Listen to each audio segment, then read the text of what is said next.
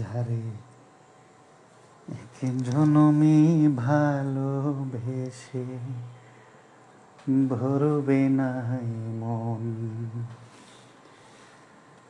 এক জনমের ভালোবাসা এক জনমের কাছে আসা। হ্যালো, আসসালামু আলাইকুম। অনেকদিন পর পেজে ক্লাসে আসলাম, পেজ থেকে অনেকদিন পর পেজ থেকে ক্লাসে আসলাম। কথা শোনা যাচ্ছে কিনা আমাকে একটু জানাতে হবে প্রথমে। কে কোথায় থেকে দেখছি এটা জানাতে হবে। ওকে, কে কোথায় থেকে দেখছি এটা জানাতে হবে এবং সব কিছু দেখা যাচ্ছে কিনা। আমরা প্রিপোজিশনের আজকে সব থেকে বেস্ট ক্লাস করবো ইনশাল্লাহ। স্বপন মিয়া ভালো আছি, সৈকত, শাকিল লাভ ইউ, আইরিন কেমন আছেন? ভালো আছে আলহামদুলিল্লাহ। কে কে আছে আর দেখি। টাঙ্গাইল থেকে শাকিল, শাকিল মিষ্টি খাওয়াবা, টাঙ্গাইলের মিষ্টি নিয়ে আসো। অনেকদিন পর ক্লাস করতেছে। হ্যাঁ, দিদার হুসাইন পলাশ, অনেকদিন পর ক্লাস। লিটারেচার কাছ থেকে আমরা আজকে লিটারেচার সেই হয়েছে না, পুলা মান করে লিটারেচার বলতে নাই, লিটারেচার পড়া বলতে মজা নাই। কখন কখন শুরু করবেন ভাই? মাত্র তো ক্লাসে আসলাম তো, 1 মিনিট হয়নি এখনো, 1 মিনিট হয় না। কে কোথায় থেকে দেখছি এবং প্রত্যেকেই লাইভটা শেয়ার করে দিই। হ্যাঁ, আপনাদের ক্লাস কিন্তু বন্ধ করছিলাম, লাইভ শেয়ার করেন না এই কারণে। সুতরাং প্রত্যেকেই লাইভটা শেয়ার করে দিই। প্রেপোজিশন সম্পর্কে পঞ্চগড় থেকে, প্রেপোজিশন সম্পর্কে আমাদের যে ভুল ধারণা আছে একদম ভেঙে দিব ইনশাল্লাহ, একদম ভেঙে। প্রেপোজিশনের উপর আমাদের 3টা ক্লাস হবে।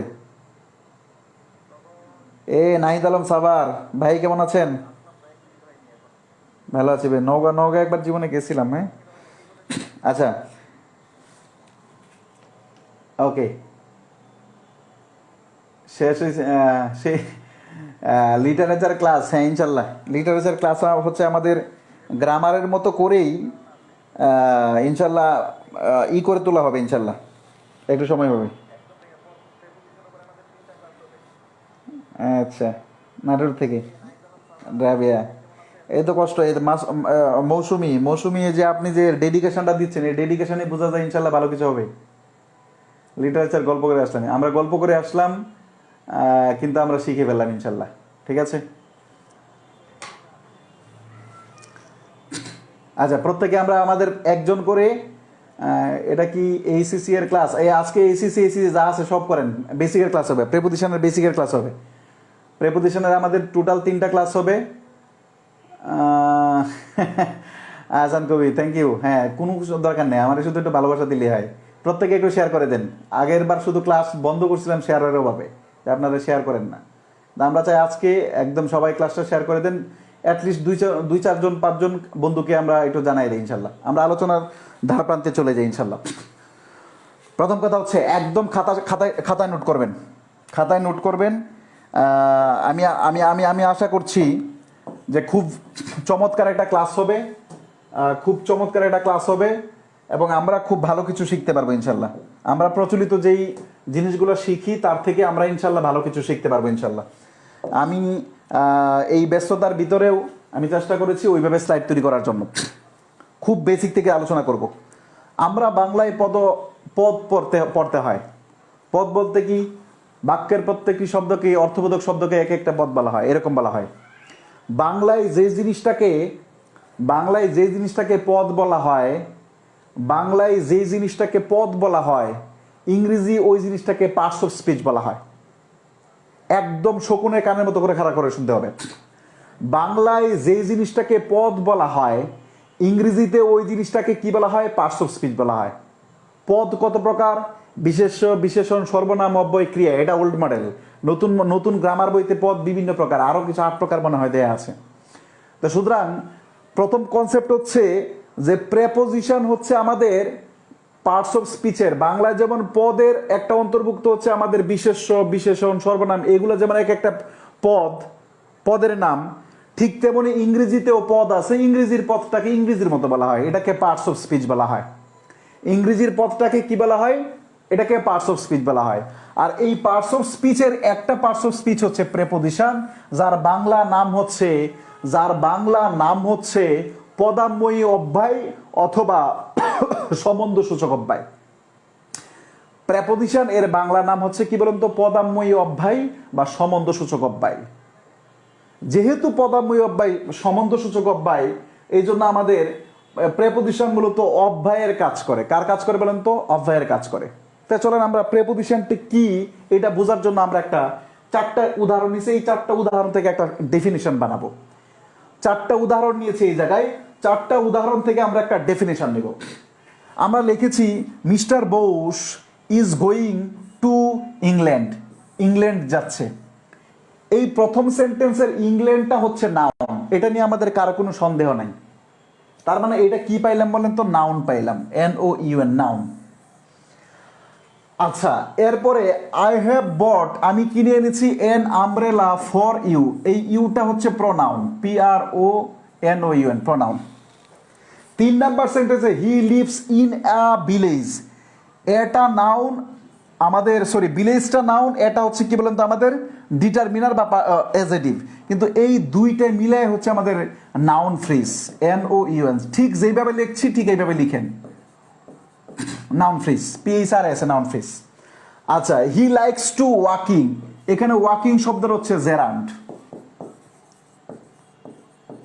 ওয়াকিং শব্দের হচ্ছে জেরান্ড।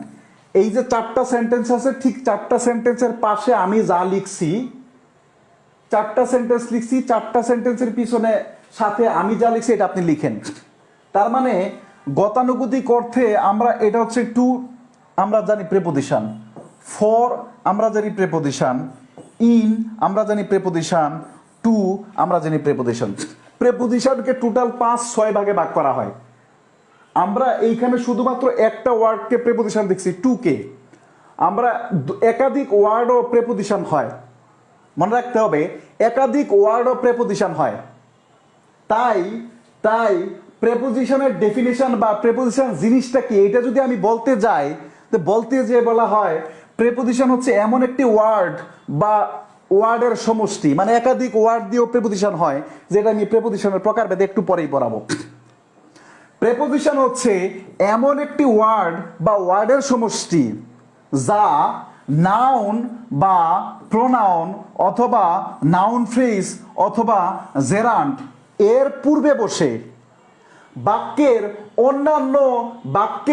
অন্য কোনো ওয়ার্ডের সাথে সম্পর্ক স্থাপন করে।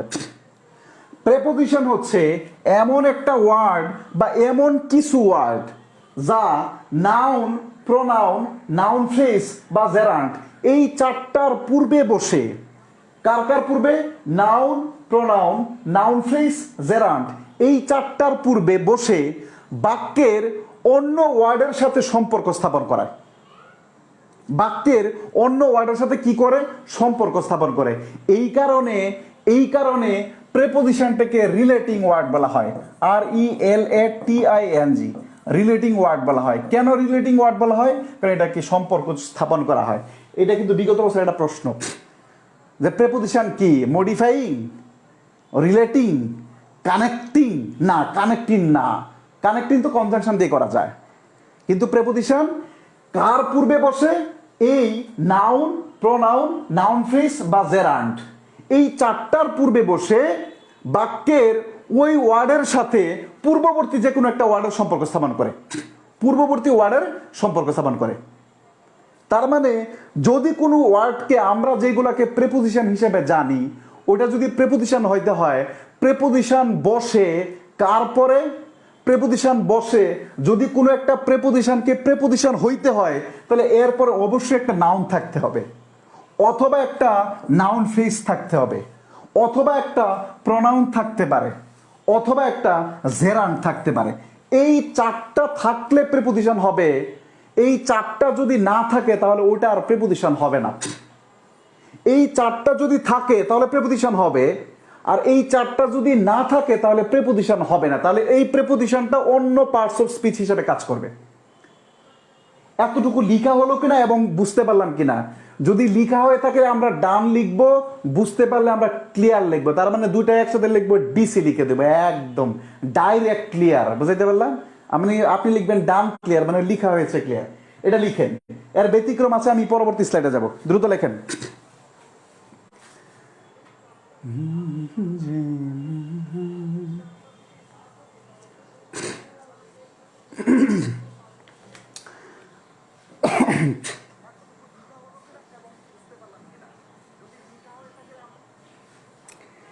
লেখা হলো কিনা বলেন?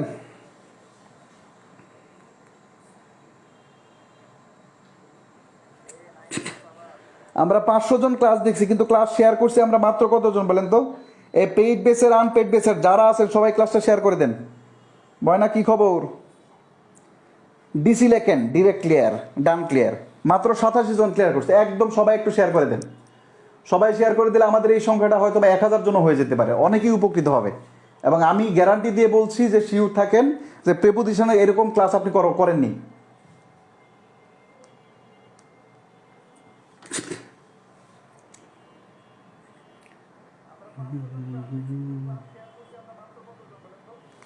যারে এক জনমে ভালোবেসে ভরবে না মন,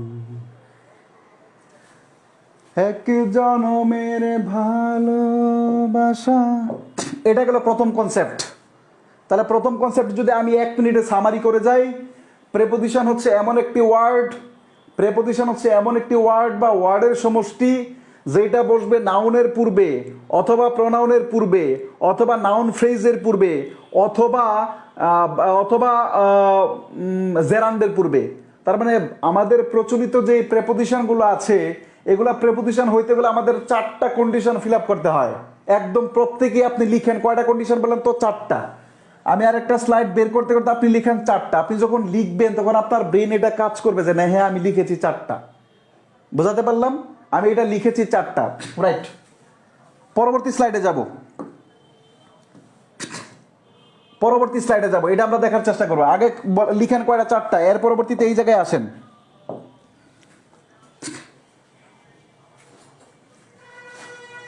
কয়টা ফুলফিল করতে হবে বলেন তো? 4টা ফুলফিল করতে হবে, 4টা ফুলফিল করতে হবে, 4টা এক্স্যাক্টলি 4টা ক্রাইটেরিয়া মেনটেন করতে হবে। 2 নাম্বার লিখেন, এটা হচ্ছে আমাদের 2 নাম্বার স্লাইডে। দেখেন কিছু এক্সাম্পল দেয়া আছে, আমি নিয়মটা পরে লিখে দিব, নিয়মটা পরে লিখে দিব। দেখেন 1 নাম্বার এক্সাম্পলে আছে he went up, he came in, I saw before, the sun has gone down। এটা 38তম বিসিএস পরীক্ষা আসছিল। এবার বলেন যে এগুলা কি বলেন তো? আনসার করেন, প্রত্যেকে আনসার করেন। এগুলার নাম কি বলেন? এগুলার নাম কি বলেন? এগুলার নাম কি? হি ওয়েন্ট আপ, আমি নিয়ম লিখে দিব, আপনি আনসার করেন। অবশ্যই নিয়ম লিখে দিব, কখন কি হয় নিয়ম লিখে দিব। এগুলোর নাম কি ভাই বলেন তো? প্রত্যেকে আনসার করেন। একটু আগের নিয়মটা যদি বুঝে থাকেন, দেখেন একটু সিকোয়েন্স মেনটেন করা হচ্ছে। প্রেপোজিশন সবাই আনসার করেন, একদম যারা আছেন এই 533 জন দেখছেন যারা আছেন প্রত্যেকে হাত চালান, অন্য কাজে হাত না চালায় এই জায়গায় হাত লিখেন। শাহাবুদ্দিন লিখছেন প্রেপোজিশন, ওকে।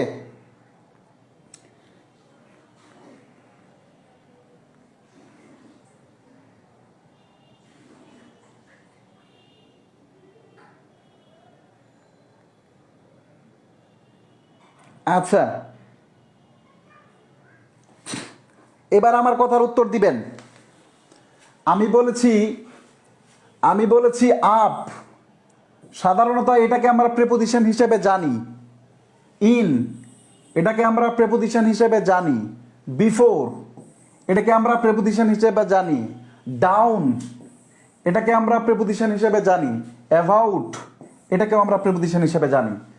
আমরা যে প্রেপোজিশনগুলোকে জানি, প্রচলিত যেই প্রেপোজিশনগুলো আছে, এইগুলা প্রেপোজিশন হইতে গেলে আমরা বলেছিলাম 4টা শর্ত পালন করতে হয়। হয় এদের পরে নাউন থাকবে, না হয় এদের পরে নাউন ফ্রেজ থাকবে, না হয় এদের পরে জেরান্ড থাকবে, না হয় এদের পরে প্রোনাউন থাকবে। দেখেন এখানে কিচ্ছু নাই, ওই চারটার একটাও এখানে নাই। বি নাম্বার দেখেন চারটার একটাও এখানে নাই। 3 নাম্বার দেখেন চারটার একটাও এখানে নাই। 4 নাম্বার দেখেন চারটার একটাও এখানে নাই। 5 নাম্বার লেখেন চারটার একটাও এখানে নাই। তার মানে 100% শিওর, যেহেতু আমি বলেছি তাহলে অবশ্যই জেনে শুনেই বলেছি, এবং এগুলা 100% শিওর প্রেপোজিশন নয়। কেন প্রেপোজিশন নয়? কারণ ওই চারটা এটার ভিতরে নাই। ওই চারটা, এই চারটা যে কন্ডিশন লাগে আমাদের, হয় নাউন লাগে, না হয় প্রোনাউন লাগে, না হয় নাউন ফ্রেজ লাগে, না হলে কি লাগে বলেন তো, জেরান্ড লাগে। ওই চারটার একটাও নেই। এই কারণে এই সেন্টেন্সে আপ হচ্ছে অ্যাডভার্ব, এই সেন্টেন্সে ইন হচ্ছে অ্যাডভার্ব, এই সেন্টেন্স বিফোর হচ্ছে অ্যাডভার্ব, এই সেন্টেন্সে ডাউন হচ্ছে অ্যাডভার্ব, এই সেন্টেন্সে অ্যাবাউট হচ্ছে অ্যাডভার্ব। এই কথা ক্লিয়ার না? ভেজাল আছে? বলেন ভেজাল আছে? ভেজাল নাই।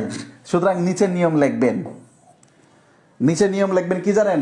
এই এক্সাম্পলটা যারা বুদ্ধিমান তারা ঠিক এই 5টা এক্সাম্পল লিখে ফেলছে, আমি না বললেও তারা লিখে ফেলছে, এবং এখন নিচের নিয়মটা লিখবে। বোঝাতে পারলাম? চাকরি সবার কিন্তু হবে না, এটা 100% শিওর থাকেন, মাথায় রাখবেন এটা। নিয়ম লিখবেন, প্রচলিত প্রেপোজিশন যদি সেন্টেন্সের শেষে থাকে এবং এদের পরে যদি আর কোনো কিছু না থাকে, লিখবেন প্রচলিত প্রেপোজিশনগুলো যদি সেন্টেন্সের শেষে থাকে এবং এদের পরে যদি আর কোনো কিছু না থাকে, সেই ক্ষেত্রে প্রচলিত প্রেপোজিশনগুলো অ্যাডভার্ব হিসাবে বিবেচনা করা হবে। আমি জানি আপনি গুলায় ফেলছেন কিনা আমি জানি না, আমি আবার বলে দিব, লিখে দিব। প্রচলিত প্রেপোজিশনগুলো যদি সেন্টেন্সের শেষে থাকে, এতটুকু লিখলেই হয়, কিন্তু আমি আপনাকে বোঝানোর জন্য বলছি, ব্র্যাকেটে লিখে রাখবেন, যদি এদের পরে আর কোনো কিছু না থাকে, তাহলে এই প্রেপোজিশনগুলো অবশ্যই অ্যাডভার্বের কাজ করবে। এর ব্যতিক্রম আছে, টেনশন করিয়েন না। এই প্রেপোজিশনগুলো অ্যাডভার্বের কাজ করবে। লিখতে পারলে শোনারা বলিয়েন, নাহলে লিখে দিব আমি।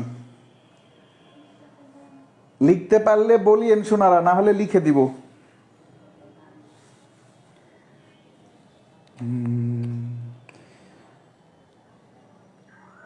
প্রতিদিন তোমাকে আমি চাই, প্রতিদিন তোমাকে যেন পাই, একদিন যদি দেখা না করো, মনে হয় আমি মরে যাই, মনে হয় আমি মরে যাই।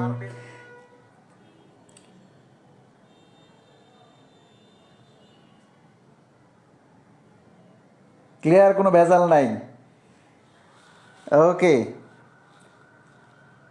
আমি আবার বলছি, আরেকবার বলছি, প্রচলিত প্রেপোজিশনগুলো যদি সেন্টেন্স এর শেষে থাকে, প্রচলিত প্রেপোজিশনগুলো যদি সেন্টেন্সের শেষে থাকে, ব্র্যাকেটে লিখবেন, যদি এদের পরে আর কিছু না থাকে, তাহলে তাহলে প্রচলিত প্রেপোজিশনগুলো অ্যাডভার্ব হয়ে যাবে। তাহলে প্রচলিত প্রেপোজিশনগুলো অ্যাডভার্ব হয়ে যাবে। যারা স্মার্ট তারা লিখে ফেলছে। তার মানে প্রেপোজিশন সম্পর্কে একটা সিকোয়েন্স মেনটেন করে রাখবেন। মনে রাখবেন, অগুছালু জীবন এবং অগুছালু পড়াশোনা দুইটাই জীবনের জন্য ক্ষতিকর। আর এটা মনে রাখবেন, আমি এটাকে এইভাবে বলতে পারি, অগুছালু গার্লফ্রেন্ড আর অগুছালু পড়াশোনা দুইটাই জীবনের জন্য ক্ষতিকর। বুঝতে পারলাম?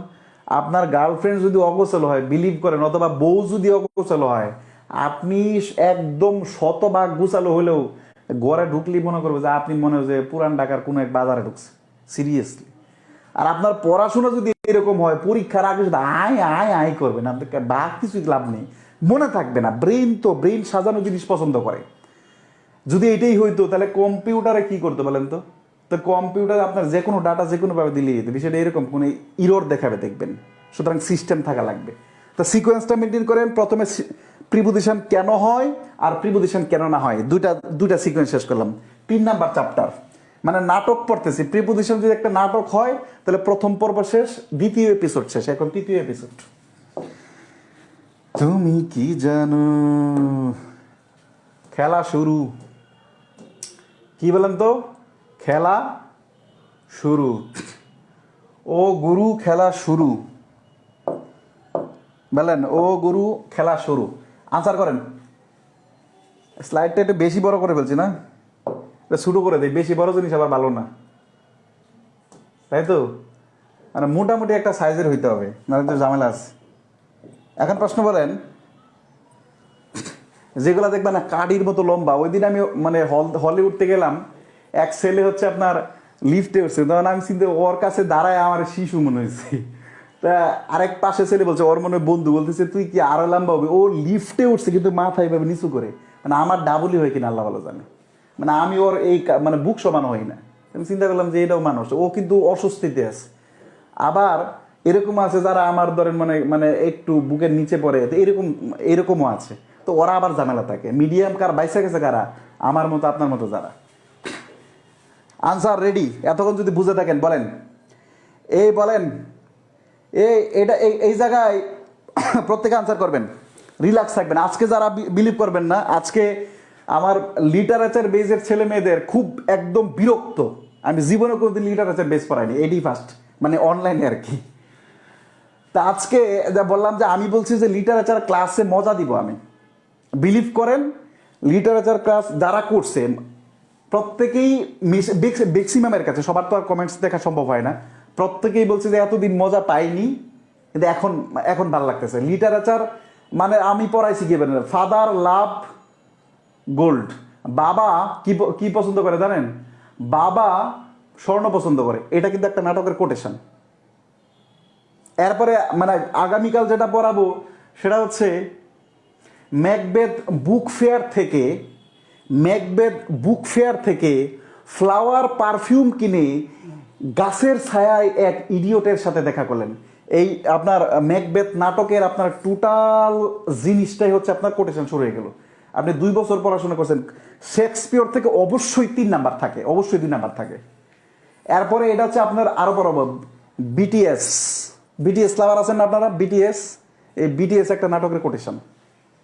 তা আজকে ছেলেমেয়েরা আমি খুব ভালো লাগছে যে অ্যাটলিস্ট লিটারেচার ক্লাসের ছেলেমেয়েদের এই হয়েছে, পজিটিভ রিভিউ পাইছে। এবার বলেন যে প্রশ্নটা পরে 4টা প্রশ্ন, এখানে খুবই মজার একটা জিনিস পড়াবো। কি আছে বলেন তো? What are you looking for, এই কাকারে পেয়ে গেছি। Where do you come from, এটারও পেয়ে গেছি।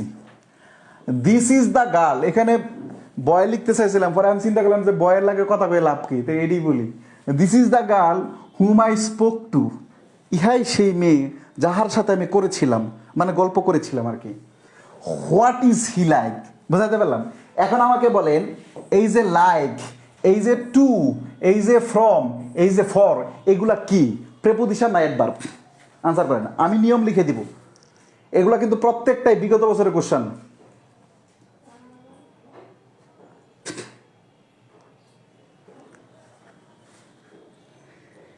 এগুলা বলেন কি প্রেপোজিশন কিনা বলেন?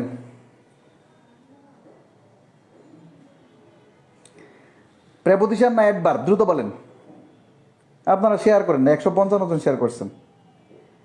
এগেইন প্রেপোজিশন, অ্যাডভার্ব, প্রেপোজিশন, একদম সবাই সবাই। আর একটা একটু কষ্ট করে একদম যারা পেইড আনবে সব বেচের, এই পেইড বেচের বলাবান শেয়ার করেন না, উপায় নেই কিন্তু। সবাই একটু বলে দেন তো আমাদের কি বলেন তো, প্রেপোজিশন না মানে অ্যাডভার্ব বলেন? প্রেপোজিশন নাকি অ্যাডভার্ব? এটা কমেন্টস আসতেছে না, বুঝতেছি না।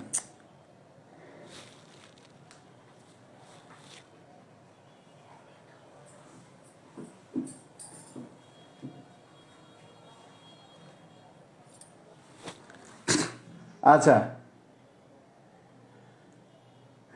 ওকে, সমস্যা নাই, গান দেখবো না, গান গাবো না। আপনি বলেন এটা প্রেপোজিশন অ্যাডভার্ব, এই তো অ্যাডভার্ব। ওকে, প্রেপোজিশন মিক্সড, মিক্সড, মিক্সড পেয়ে গেছি। রিল্যাক্স থাকেন, রিল্যাক্স থাকেন, কোনো সমস্যা নেই। আর যদি ভালো লাগে তাহলে ক্লাসটা শেয়ার করে দেন। What for, adverb. Okay, adverb, adverb, adverb, না না না না, দিল্লি বহুদূর। একটু আগে আমরা পড়েছি, খুব মনোযোগ দেন। মানে আপনার গার্লফ্রেন্ডকে যতটা মনোযোগ দিয়ে দেখেন, আপনার প্রিয়তমা অথবা প্রিয়তমকে যতটা গুরুত্ব দিয়ে দেখেন, মানে আপনি বুঝেন তো যে কি পরিমাণ তাকান। ছেলে এবং মেয়ে সবাইকে বলছি কিন্তু এবং মনে করেন যে আপনার সব থেকে সুন্দর জিনিস এটা আর কি, ঠিক আছে, যে what are you looking for, এখানে ফরটা হচ্ছে সব থেকে সুন্দর জিনিস, তাহলে তাকাইতে আপনার সুবিধা হবে। ফ্রমটা হচ্ছে সব থেকে সুন্দর জিনিস, এবং টুটা হচ্ছে সব থেকে টু বুঝেন তো, সব থেকে সুন্দর। লাইকটা এটা তো আর কোনো অপশন নেই, সব থেকে সুন্দর জিনিস মনে রাখতে হবে। এবার খুব ইন্টারেস্টিং কথা বলছি, মনে রাখতে হবে সেন্টেন্সের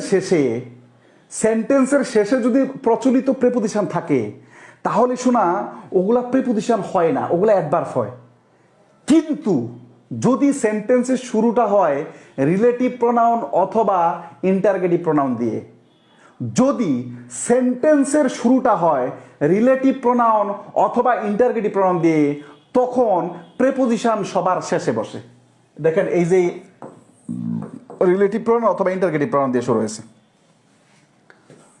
এই যে এখন বলবো এটা সেন্টেন্সে শুরু হয়েছে, এই যে আপনার এখান থেকে সেন্টেন্সে শুরু, এই জায়গা থেকে শুরু, বোঝাতে পারলাম? এটা তো আর না, এটা তো আলাদা একটা ক্লজ, এই জায়গা থেকে শুরু, বোঝাতে পারলাম? মূলত নিয়মটা কিভাবে আমি একটু গুছিয়ে বলি, আমি বলি, যখন প্রিপোজিশন কিন্তু তার অবজেক্টের পূর্বে বসে, যেমন প্রিপোজিশন নাউনের পরে বসে, তার মানে কি প্রিপোজিশনের পরে যে ওয়ার্ডটা থাকে ওই ওয়ার্ডটা প্রিপোজিশন অবজেক্ট থাকে। প্রিপোজিশন জেরান্ডের পূর্বে বসে, তো প্রিপোজিশনের পরে যে জেরান্ডটা থাকে ওইটা প্রিপোজিশনের অবজেক্ট হয়, নাউন ফ্রেজটা প্রিপোজিশন অবজেক্ট হয়। আবার ওই কি বলে আমাদের নাউন ফ্রেজটা প্রিপোজিশন অবজেক্ট হয়, আবার কি বলে গেলাম, আর একটা কি ছিল, জেরান্ড ছিল, নাউন ফ্রেজ ও প্রোনাউনটা কি বলেন তো প্রিপোজিশন অবজেক্ট হয়। যখন প্রিপোজিশনের অবজেক্ট রিলেটিভ প্রোনাউন অথবা ইন্টারগেটিভ প্রোনাউন হয়, যদি নিয়মটা সঠিক হচ্ছে এইভাবে বলতে গেলে, যদি একটু সাজাই গুছাই দেখতে চাই আর কি, বুঝলেন না, রিলেটিভ প্রোনাউন প্রিপোজিশন এর অবজেক্ট যদি রিলেটিভ প্রোনাউন অথবা ইন্টারগেটিভ প্রোনাউন হয়, তখন প্রিপোজিশনটা একদম শেষে থাকে। এই কারণে এই সেন্টেন্সে ফর, ফ্রম, টু, লাইক এই সবগুলা প্রিপোজিশন। একটু আগে যা পড়াইলাম তার বিপরীতটা পড়াইলাম, একই সাথে যেন মনে থাকে। নিয়মটা লেখা হইল কিনা এবং আপনি ঠিকঠাক বুঝতে পারছেন কিনা, ডাইরেক্ট অ্যাকশন হয়েছে কিনা, আপনি বলেন DC, detergent clear. Detergent clear বলেন, এইবার বলেন ঠিকঠাক আছে কিনা, বলেন এটা বুঝতে পারলেন কিনা, ক্লিয়ার?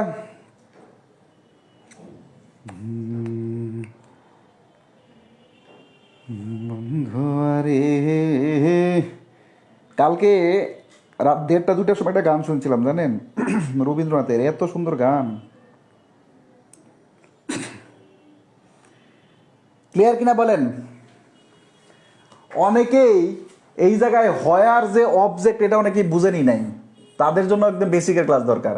এখানে হোয়াট জানেন, এখানে হোয়াট হচ্ছে অবজেক্ট। যদি প্রশ্ন করা হয় এখানে হোয়াট কোন ধরনের অবজেক্ট কইতে পারবেন?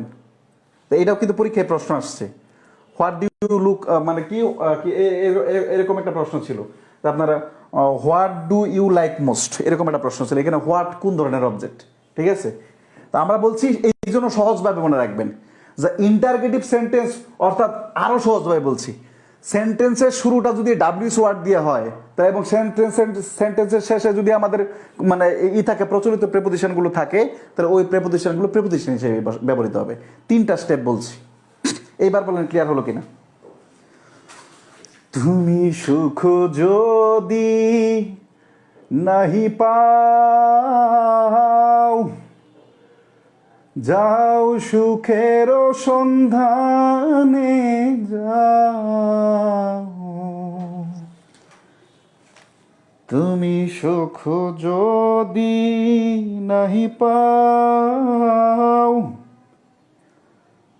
যাও সুখের সন্ধানে যাও। আমি তোমারে পেয়েছি হৃদয় মাঝে, আরো কিছু নাহি পাই গো, আমারও পরানো যাহা চাই। তার মানে আমরা 3টা এপিসোড দেখলাম। প্রেপোজিশন কোনগুলো এটা আমরা চিনলাম। 2 নাম্বার, প্রেপোজিশন কখন অ্যাডভার্ব হয়ে যায় এটা চিনলাম। 3 নাম্বার, সেন্টেন্সের শেষেও যদি ওয়ার্ড থাকে, প্রেপোজিশন থাকে, সেটাও যে প্রেপোজিশন হয় কখন হয় ওটা জানলাম, 3টা এপিসোড শিখলাম। সিকোয়েন্স মাথায় রাখতে হবে। ওকে, চলেন প্রেপোজিশন প্রকারভেদ, এখান থেকে প্রশ্ন হয়। প্রেপোজিশনের প্রকারভেদ এটা খুব বেশি আলোচনা নেই, তারপর আমরা জাস্ট আলোচনা করে দিছি। সিম্পল প্রেপোজিশন সাধারণত আমাদের এট, ইন, আমাদের গতানুগতিক যে প্রেপোজিশনগুলো আছে যেখানে একটা করে ওয়ার্ড থাকে এটাকে সিম্পল প্রেপোজিশন বলা হয়। ডাবল প্রেপোজিশন এবং কম্পাউন্ড প্রেপোজিশন প্রায় সেমই। ডাবল প্রেপোজিশন বা কম্পাউন্ড প্রেপোজিশন প্রায় সেমই। ডাবল প্রেপোজিশন সাধারণত আমাদের দুইটা প্রেপোজিশন যুক্ত হয়, দুইটা প্রেপোজিশন যুক্ত হয়ে, দেখেন ইন একটা প্রেপোজিশন, টু একটা প্রেপোজিশন, দুইটা প্রেপোজিশন যুক্ত হয়ে একটা প্রেপোজিশন হয়। অন একটা প্রেপোজিশন, টু একটা প্রেপোজিশন, দুইটা প্রেপোজিশন যুক্ত হয়েছে। উইথ একটা প্রেপোজিশন, ইন একটা প্রেপোজিশন, দুইটা প্রেপোজিশন যুক্ত হয়েছে। উইথ একটা প্রেপোজিশন, আউট একটা প্রেপোজিশন, দুইটা প্রেপোজিশন যুক্ত হয়েছে। এরকম ভাবে একাধিক প্রেপোজিশন যুক্ত হয়ে যখন প্রেপোজিশন হয় সেই ক্ষেত্রে আমাদের ওটাকে ডাবল প্রেপোজিশন বলা হয়। কোথাও কোথাও ডাবল প্রেপোজিশন এবং কি বলা হয়, এই ডাবল প্রেপোজিশনকে কোথাও কোথাও কম্পাউন্ড প্রেপোজিশন হিসেবে উল্লেখ করা আছে। কম্পাউন্ড প্রেপোজিশন কি, যেখানে সাধারণত দেখেন এখানে উদাহরণ দেয়া আছে, খুব ভালো করে লক্ষ্য করেন। কম্পাউন্ড প্রিপোজিশন হচ্ছে যেখানে প্রেপোজিশনটা প্রিফিক্সের কাজ করে, উপসর্গের কাজ করে, উপসর্গের মতো। দেখেন প্রেপোজিশন প্লাস নাউন, অ্যাডজেক্টিভ অথবা অ্যাডভার্ব, এই 3টা জিনিস থাকবে। উদাহরণস্বরূপ যেমন অ্যাক্রস, এখানে এ সমান সমান অন, এতটুকু মনে রাখবেন, এটা কিন্তু পরীক্ষায় আসছে। অ্যাক্রস শব্দের এ মানেটা কি? এ মানে কি বলেন তো অন। আবার দেখেন বি সাইড, আমরা লিখি না বি সাইড, আর বি বলতে আমাদের এখানে কি বলেন তো বাই, এতটুকু মনে রাখবেন। তার মানে কম্পাউন্ড প্রেপোজিশনের জন্য কি বলা হয় বলেন? কম্পাউন্ড প্রেপোজিশনের জন্য আমাদের কম্পাউন্ড প্রেপোজিশনটা প্রিফিক্স হিসাবে কাজ করে। এখানে সাধারণত দুইটা প্রিফিক্স ব্যবহৃত হয় সাধারণত, একটা হচ্ছে এ আর হচ্ছে বি। একটা হচ্ছে এ আর হচ্ছে কি বলেন, এতে কি অন, আর এখানে বি বলতে এখানে বাই হবে, এখানে বিই হবে। বিই বলতে কি বলেন তো আমাদের বাই, বুঝতে পারলাম? ওকে, এটা হচ্ছে কম্পাউন্ড প্রেপোজিশন।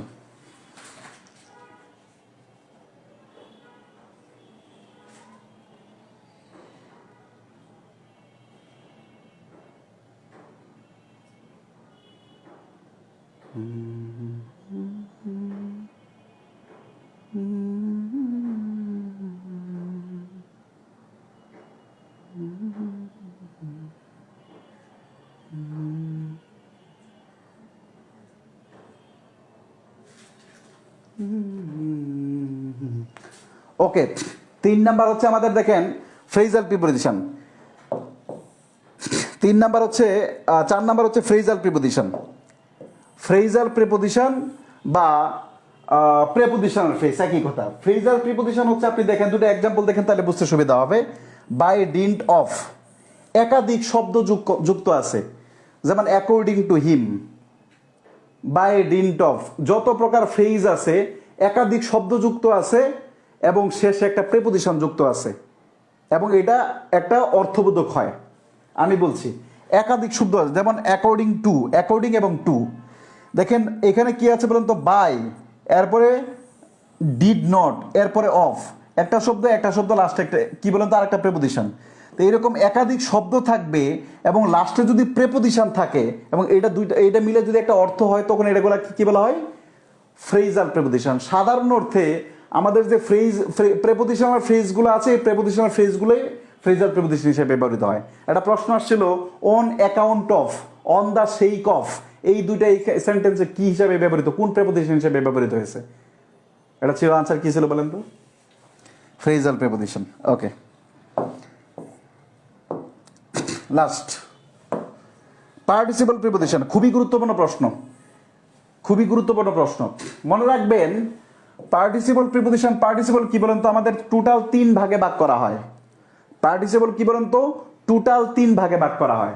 একটা হচ্ছে কি বলেন তো present participle, PRESENT, present participle. আর আছে কি বলেন তো পাস্ট পার্টিসিপল, আর হচ্ছে কি বলেন তো perfect participle. PER perfect participle, perfect participle, এই তিনটা পার্টিসিপল আছে, প্রেজেন্ট পার্টিসিপল, পাস্ট পার্টিসিপল এবং পারফেক্ট পার্টিসিপল। আপনি এখানে একটা সুন্দর নোট লিখবেন, আপনি লিখবেন প্রেজেন্ট পার্টিসিপল এবং পাস্ট পার্টিসিপল কখনো কখনো প্রেপোজিশন হিসেবে ব্যবহৃত হয়। এটা লিখেন, প্রেজেন্ট পার্টিসিপল এবং পাস্ট পার্টিসিপল কখনো কখনো প্রেপোজিশন হিসেবে ব্যবহৃত হয়। প্রেজেন্ট পার্টিসিপল এবং পাস্ট পার্টিসিপল কখনো কখনো প্রেপোজিশন হিসাবে ব্যবহৃত হয়। এটার বিস্তারিত তথ্য আমরা আগামী ক্লাসে পাওয়া যাবে, এটার হিউজ তথ্য আছে, যেটার এই পিডিএফ আকারে প্রত্যেকটা পেজ আমার 45 আগের বেচে এবং নতুন বেচ, লিটারেচার বেচ সব বেচে দিয়ে দেওয়া হবে। এবং 44 এর যে বেচটা ছিল এই পার্টিসিপল প্রেপোজিশনের আগের এবং পরের আর যা আছে সবকিছু নিয়ে পিডিএফ শেয়ার করা হবে ইনশাআল্লাহ পেড বেচ, ঠিক আছে? তার মানে আমাদের তিনটা পার্টিসিপল আছে। এই কথাটা আপনি আদৌ শুনছেন কিনা? শুধু লেখা আছে এতটুকু যে পার্টিসিপল কখনো প্রেপোজিশন হয়, এতটুকু আমি পড়াইতে আমি নিজে শুনছি, বা এতটুকুই বলা হয়। এবার বলি যে পারফেক্ট পার্টিসিপলকে করে দেন আপনি। সাধারণত কি বলুন তো, প্রেজেন্ট পার্টিসিপল মানে ভার্বের শেষে আইনযুক্ত ওয়ার্ড, আর পাস্ট পার্টিসিপল ভার্বের পাস্ট পার্টিসিপল ফর্ম, এই দুইটা প্রেজেন্ট পার্টিসিপল লেখা আছে। এখন যদি বলে যে আপনার কথা আন্দাজি হচ্ছে, আমি বিশ্বাস করি না, তাহলে আপনি এক কাজ করবেন যে আজকে যায় এই যে এই বইটা কিনবেন, এই পিসি দাসের বইটা কিনবেন, এই যে এটা কিনবেন, আর এটা হচ্ছে রেফারেন্স বই, আমি এই জায়গাতে পড়াইছি, জান বুঝাতে পারলেন? দেখেন, what are you regarding, regarding শব্দটা, রিগার্ডিং শব্দের আরো, রিগার্ডিং শব্দের সাথে আরো অনেকগুলো শব্দ ব্যবহৃত হয়। রিগার্ডিং ব্যবহৃত হয়, তারপরে কনসার্নিং ব্যবহৃত হয়, রেসপেক্টিং ব্যবহৃত হয়, যদি সম্পর্কে অর্থ বোঝায়, অ্যাজ টু অর্থ বোঝায় বা অ্যাবাউট অর্থে বোঝায়। এই কারণে আমাদের রিগার্ডিং শব্দের হচ্ছে আমাদের কি বলতো প্রেপোজিশন। এরপরে কনসিডারিং, কনসিডারিং অথবা গিভেন, GIVEN, গিভেন, কনসিডারিং এবং গিভেন সেন্টেন্সে যদি বিবেচনায় অর্থ দেয়, বিবেচনায়, কি বলেন তো, বিবেচনায়, বিবেচনায় যদি বিবেচনায় অর্থ দেয়, তাহলে এই কনসিডারিং শব্দের হচ্ছে আমাদের প্রেপোজিশন। বুঝাতে পারলাম?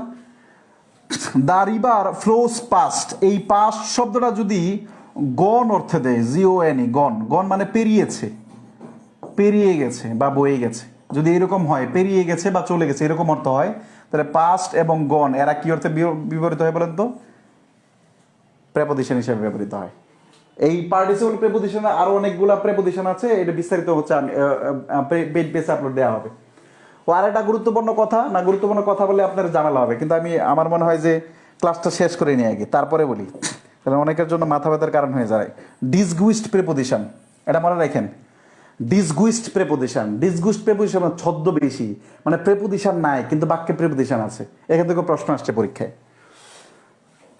সল্ট সেলস 1 কিলো এ রুপি, 1 টাকায়, টাকায় কি বলা বিক্রি করা হচ্ছে বলেন তো?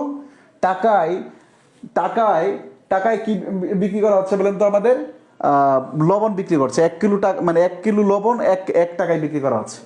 এইখানে এ মূলত অন অর্থে ব্যবহৃত হয়েছে, এ মূলত অন অর্থে ব্যবহৃত, যদিও দেখা যাচ্ছে এখানে এ, কিন্তু এখানে বাক্যে অর্থ হচ্ছে অনের, টাকা। এরপর দেখেন, he has been working since 4 o'clock, যদিও এখানে ও বোঝাচ্ছে কিন্তু ও বলতে এখানে অফ বোঝাচ্ছে, এটা কিন্তু বিগত বছরের প্রশ্ন। হি হ্যাজ বিন, হয়তো সেন্টেন্সটা এরকম ছিল না, কিন্তু ও দ্বারা এখানে কাকে বোঝানো হয়েছে? অফটাকে বোঝানো হয়েছে, অফ প্রেপোজিশনকে বোঝানো হয়েছে। তার মানে আমি জানি না যে আজকের আগ পর্যন্ত আপনি কি জানতেন কিনা যে প্রেপোজিশন 5 প্রকার হয়। বিলিভ করেন ম্যাক্সিমামই জানতেন না, এটা আমার বিশ্বাস, কিন্তু এরপরেও আপনারা অকৃতজ্ঞের মতো আচরণ করেন। এই কারণে ভাই মাঝে মাঝে অভিমান করে, কষ্ট পায়। দেখেন, ওই যে ফ্রি এক্সাম নেওয়ার কথা ছিল বিশ্বভিত্তিক, রেসপন্স নাই, কেটে দিছি, শেষ। বুঝলেন? মানে মানে একজন শিল্পী বা একজন শিক্ষক, আমার প্রশ্ন হচ্ছে ক্লাসে ছাত্র না থাকলে শিক্ষক পড়ায় কিভাবে? আপনার আগে মায়ের সন্তান যদি নাও কাঁদে, সন্তান না কাঁদলে তো মা দুধও দেয় না। তা আগে আপনার আগ্রহ থাকতে হবে, তাহলে আপনার পড়াশোনার আসতে হবে। বোঝাতে পারলাম? বলেন এতটুকু ক্লিয়ার কিনা? এতটুকু ক্লিয়ার ভাই? বলেন। ওকে, এতটুকু যাদের ক্লিয়ার তাদের হচ্ছে জন্য আমি বলছি আগামীকাল থেকে 45 ব্যাচ, 45 শুধুমাত্র প্রিলিমিনারি ব্যাচ গ্রামার এবং 45 লিটারেচার ব্যাচ এবং এবং আমাদের ট্রান্সলেশন উইথ বেসিক হচ্ছে আপনার কি বলেন তো ফ্রি হ্যান্ড রাইটিং। আগামীকাল থেকে আমাদের ভর্তি কার্যক্রম চলবে। ইনশাল্লাহ যারা আছেন তারা একটু চাইলে অ্যাডমিশন নিতে পারেন আগামীকাল যারা। আর প্রিপোজিশনের ক্লাস সেকেন্ড ক্লাসটা হবে আমাদের, এটা কখন হবে এটা প্রত্যেকটা গ্রুপে জানাই দেওয়া হবে ইনশাল্লাহ, ঠিক আছে? প্রত্যেকটা গ্রুপে জানাই দেওয়া হবে। এবং আমাদের আগের যে অফার ছিল 1350 টাকা ছিল, এটা 1350 টাকা ছিল, আগের অফার ছিল 1020 টাকা, এখন 10 টাকা বাড়ছে 1030 টাকা। বইয়ের দাম যেহেতু আমাদের 60% 27% বাড়াইছে, আমি একটু নমনীয় থাকি, আমি একটু কম খাই, বুঝতে পারলাম। 1030 টাকা হচ্ছে গ্রামার বেচ, আর 1020 টাকা ছিল হচ্ছে আমাদের লিটারেচার বেচ। অফার ছিল হচ্ছে আমাদের 510 টাকার, এখন বলতে 520 টাকা। আর ট্রান্সলেশনে বেচ ছিল 1350 টাকা, এটা আগামীকাল থেকে আমাদের অর্ধেক 650 টাকা। আশা করি আগামীকাল থেকে এবং 27 তারিখ থেকে আমাদের সকল ক্লাস অফ হয়ে যাচ্ছে এবং আবার 1 তারিখ 11 তারিখ থেকে শুরু হবে এবং 27 তারিখ ওই দিন হয়তো অফিসিয়ালি বিজ্ঞাপন দেওয়া হবে। কিন্তু যারা এখন ভর্তি হবেন তারা হয়তো একটু আগায় থাকবেন যদি মনে হয় দরকার আছে, যাদের ইংরেজি সমস্যা আছে। আর যাদের যদি সমস্যা নাই তাদের তো আমার মনে হয় ক্লাসও করার দরকার নেই, কিছু দরকার নেই, বিন্দাস থাকেন। বুঝাতে পারলাম? আজকের ক্লাসে কতটুকু করতে পারছি জানি না, তবে আমি আমার শত ব্যস্ততার ভিতরেও আমি চেষ্টা করেছি যেন আপনাদের একটা কোয়ালিটি ক্লাস দেয়া যায়। যে জিনিসগুলো আপনি জানেন না, যে জিনিসগুলো কোথাও গুছিয়ে ওইভাবে দেয়া নাই, বুঝাতে পারলাম? তা আমি চেষ্টা করেছি ওই হয়তোবা আমি একদম ডিরেক্টলি আমি যে কথাগুলো বলছি এখানে লিখিনি, কিন্তু আমি এটা আবার বলে দিয়েছি যে এই লিখেন, বুঝাতে পারলাম? এই পার্টিসিপল প্রিপোজিশনটা আলোচনা করতেই হয়তো আমাদের আমার প্রায় 40 মিনিটের মতো সময় লাগবে, এই জন্য আমরা এটা খুব সংক্ষিপ্ত আকারে আলোচনা করেছি এবং এটা খুব ইম্পর্টেন্ট পরীক্ষার জন্য। কতটুকু বুঝতে পারলেন বলেন, ফিডব্যাক দেন। প্রাইমারির বেচ শোনেন, যাদের একটা সুযোগ আছে, যারা আমার রানিং একটা বেচ আছে 45 সহ যে কোনো নিয়োগের জন্য, বেসিক টু অ্যাডভান্স, একদম সকল বাংলাদেশের সকল নিয়োগের জন্য ওই বেচটাই 1350 টাকা ফি ছিল। 56টা ক্লাস অলরেডি আছে, আরও হয়তো এখানে 8-10টা ক্লাস হবে, revision class, topic selection class সব মিলিয়ে আর কিছু একটা টপিকের ক্লাস বাকি আছে। ওই ক্লাসটাই এখন করতে পারেন। প্রাইমারি নিয়োগ দিলে বা কোনো একটা চাকরির নিয়োগ দিলে, হাই স্কুলের নিয়োগ দিলে আপনি ভর্তি হয়ে লাভ নেই, তার থেকে আপনি আগায় থাকেন। ওই কোর্সটাতে যাদের বেসিকের সমস্যা আছে তারা অ্যাড হতে পারেন। আর এখনকার বিসিএস এর কোর্সগুলো শুধুমাত্র বিসিএস প্রিলিতে ইংরেজি 35 মার্ক থেকে 30 ওঠানো টার্গেট, 30 থেকে 31 32 ওঠানো target. This is the target of this current base, বুঝাতে পারলাম? ওকে, আপনারা ভালো বুঝতে পারছেন, এটা জেনে ভালো লাগলো, আলহামদুলিল্লাহ। ওকে, এখানে হোয়াট বুঝিনি, আমার কমেন্টসগুলো আমি আপনাদের দেখতে পাচ্ছি না ভাই, বুঝছেন? আমি এই কারণে হয়তো বা অনেকে প্রশ্ন করছেন, এখানে আমি মানে ইয়ে আসছে না, মাঝখানে কমেন্টস আসেনি, এই কারণে হচ্ছে আপনার আটকে ছিল, আমি কমেন্টস পড়তে পারিনি। প্রিপোজিশনের ক্লাসগুলো 45 দিবে? হ্যাঁ দিব, অবশ্যই দিব। ফ্রি হ্যান্ড রাইটিং কোর্স 650 টাকা, translation with basic free hand writing. নিবন্ধনের জন্য কিছু বলেন? নিবন্ধনের জন্য শুধু বিগত বছরের কোশ্চেন করেন। নিবন্ধনের ইংরেজিতে 3টা ইংরেজির জন্য যে আমদানি করেন,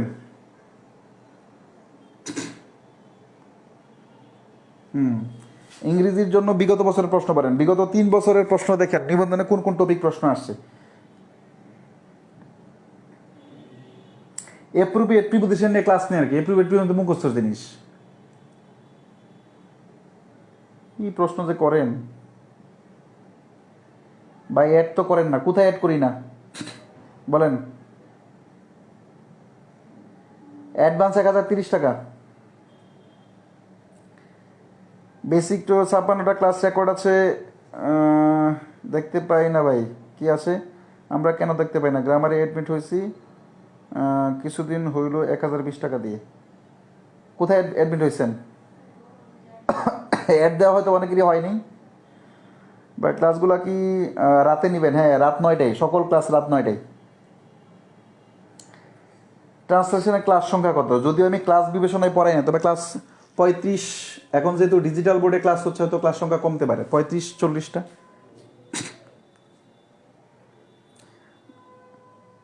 কালকে গ্রামার ক্লাস হবে, হওয়ার কথা, গ্রুপে জানাই দিব।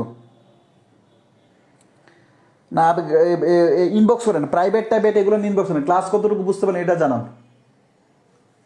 ক্লাস কতটুকু বুঝতে পারেন এটা জানান। ওটা কি রেকর্ড ক্লাস করা লাগবে? 56টা, হ্যাঁ 56টা রেকর্ড ক্লাস করা লাগবে।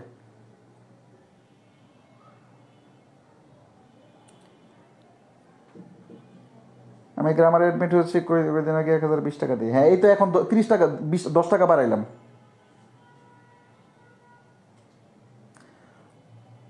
বর্তমানে গ্রামার বেজে সবগুলা কাজে আসবে না, একই কথা আর কত বলবো বলবো বলেন। বর্তমানে টার্গেট বিসিএস এর যে টপিকগুলা, এই বিসিএস এর যে টপিকগুলো আছে এই টপিকগুলোকে প্রায়োরিটি দেওয়া হবে। এখন বিসিএস এ অন্যান্য তো আরো চাকরি আছে যেগুলো এই টপিক নাই।